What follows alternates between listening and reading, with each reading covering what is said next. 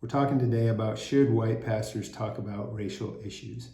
I want to encourage you to think about it as a matter of discipleship, because whether we realize it or not, we're constantly being discipled. James 3 talks about two different kinds of wisdom, heavenly wisdom, and then there's other kinds of wisdom. Verse 15 talks specifically about wisdom that doesn't come from God is earthly, unspiritual, and of the devil. So three kinds of wisdom that is not from God trying to influence our hearts and minds. Earthly, that's worldliness. And then we have unspiritual, which is dealing with the flesh, our sinful nature, our inclination towards exalting ourselves.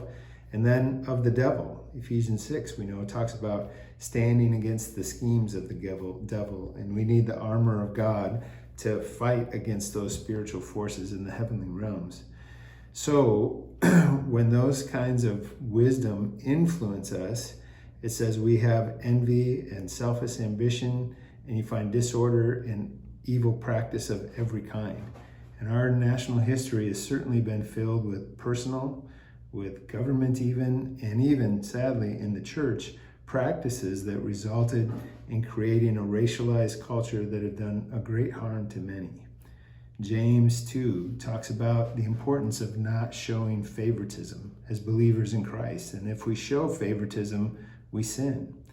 And certainly, over much time, the compounding effects of favoritism in our country and in our world have caused serious harm. And we know that what we sow, so shall we reap. And we sowed a mess. We had messy, kind of toxic things that we sowed of favoritism into our culture, and we're experiencing the toxic fruit of that today. We all have a propensity towards favoritism. 1 Samuel 16:7 talks about how the Lord does not look at things the way man does. Man looks at the outward appearance, but the Lord looks at the heart. And I would suggest that we need discipleship in order to train ourselves to see as God sees, to see the heart. The good news is that if we sow different seeds, we will reap a different harvest. Heavenly wisdom, James 3:17 and 18, tells us that the wisdom that comes from God is pure, it's peace-loving, it's considerate, it's submissive, it's full of mercy and good fruit, it's impartial, and it's sincere. And your whole church needs to learn and see this kind of wisdom in practice.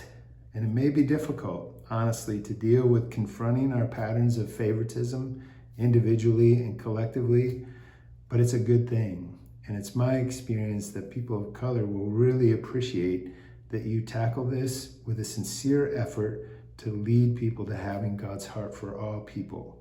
There's a wonderful promise at the end. Peacemakers who sow in peace will raise a harvest of righteousness.